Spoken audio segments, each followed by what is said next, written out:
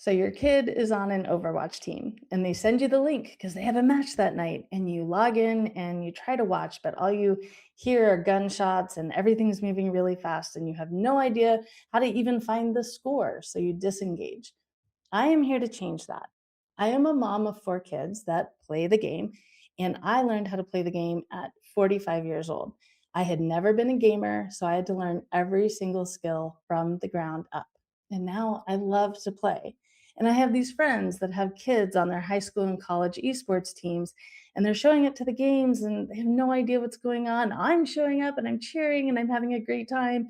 And mom and dad are looking around like, what is even going on? So that's what I want to change here today. So this video is to teach you how to watch your kids game. What are you seeing on the screen? I'm not going to teach you how to play. I'm not going to go deeply into any of the fundamentals. Just learn how to watch and track your kids' team progress and know when to cheer and when they might need an extra hug. I can do videos in the future that can go into how to watch your kids' skills specifically, and then later how to watch how your kid is enabling or maybe hindering their team progress. My entire goal is just to help you connect with your kid on a deeper level regarding one of their biggest passions, just like you would with any other sport.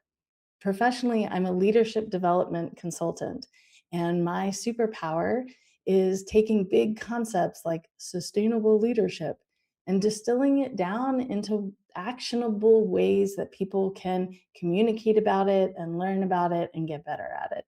And this video is a pretty great example of that. So if you happen to be a parent who hires leadership development trainers and you get something out of this, contact me. But for now, my biggest goal is just to enable you to be able to click on that link, watch your kids' game, and understand a little bit of what's going on. So let's get into it. So, the first thing you need to know, turn off the sound. Like, seriously, turn off the sound. It is way too much for us. It completely overwhelms everything else, and you don't actually need it to understand what's going on. So, until you have a much better understanding of the game, turn off the sound. Okay, here is the start screen. This is the screen that we see at the beginning of every match. Let me walk you through it a little bit. So, first of all, you need to know your kid's battle tag name, the name they use for their account. It is not dependent on the team or who they're playing for. It is the same name that they use every time they log in to play, casually or competitively. Now, if you have a college player who's been playing since he was 8, or she's been 8, then likely they chose their battle name then and they just haven't changed it. Some people change it, some people don't. It's fine either way. But sometimes you're going to see some pretty cheesy names, names that you don't understand at all what they are. It doesn't matter, but you need to know your kid's BattleNet name so you can figure out which team are they on. So let's say that you know your kid's name is Archie and you can see Archie there on the screen. Okay, now you know that for this game, this evening's game, they are on the blue team. It is blue or red, depending on home or away, just like in what you might call regular sports. It's really important to figure out which color they are, and it will likely change for every game. What else can we see here? We see two teams, one blue, one red. We see that there's some spectators. Usually those are backup players, teammates, or there could also be the person streaming the game. Each team is likely going to have someone streaming the game out to the parents and the audience, like you all. What else can we see here? Over here on the left, the bottom left, you see a little chat box. You don't have access to that chat box. That is only for these players that you see on the screen, and that's how they're communicating, the two team captains and the production team. That's how they're communicating. So you do get to see what they're saying in the team chat.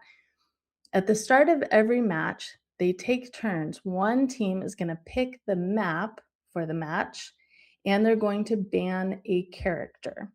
Sometimes they're banning that character, banning the other team from using that character, because right now, Overwatch has given that character some extra abilities and they might be considered OP or overpowered. They might be banning that character because that team captain knows for their team composition on that map that character they're kind of weak to that character. Or they might have watched tape of the enemy team and they know that they have a player who's really good on that one character and they just want to preempt that right from the beginning, so they're going to ban them.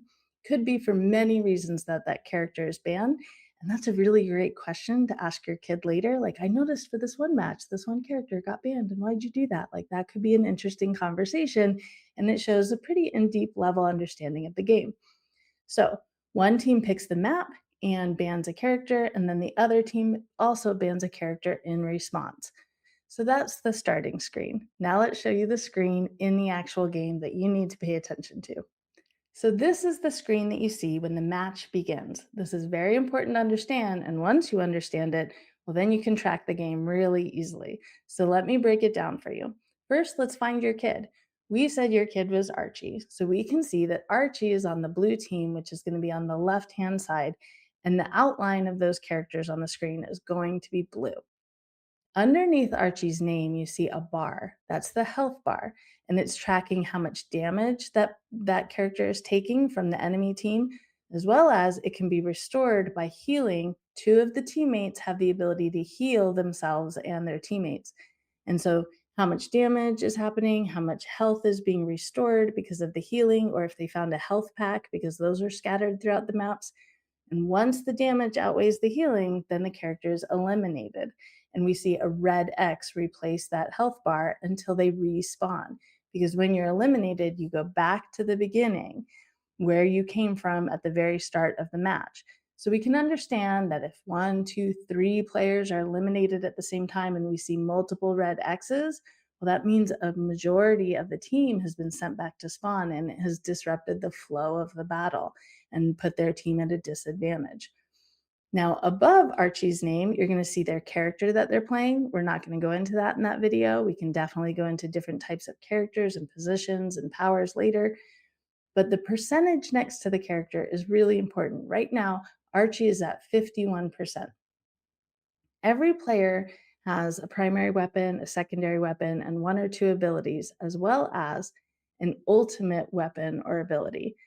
Now, the other ones are available at different times, but they all feed into the ultimate charge. The more you use your other weapons and abilities, the faster your ultimate charge happens. Once you get to 100%, then you can hold it. There's a key somewhere on your keyboard that when you press it, that's when your ultimate weapon or ability is used.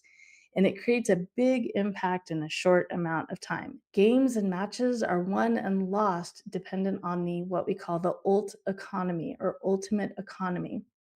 So that's why you can always see how everyone is doing charging their ults, because the team that is really good at charging their ults quickly, they know how to combine them, they know when to use them. At this level, that's who's going to win the match. So it's really important for a spectator to be able to see the ult economy. So, how do you know who's winning and who's losing? When to cheer and when your kid might need an extra hug? It's a little complicated, so stick with me. First of all, understand that the match that you're watching that night, it is the best 3 out of 5. So if you look at the very top of that screen interface, you're going to see how there are 3 dots, and those are going to fill in as they win that point. So once one team gets to 3 points, then it's over. From there, it gets a little more complicated. The most important thing is see that part in the very middle where you've got a percentage on each side of a diagram. That's telling you how that map is going. So the red team has gotten control of something. It could be a cart, it could be an area on the map, has gotten control for 42% of the time. They're trying to get up to 100% of the time to get the point that goes on the ticker at the top of the screen. The little numbers that you see above the word contested, so that's telling you that of that area that the red team is controlling, there are 4 red players on that area, and there are 2 blue players on that area. So you can just watch that information, and it can really tell you how the team is doing. How's the ult economy doing? How often are the players being eliminated and having to respawn? What are the percentages? What's the dominant team on the point?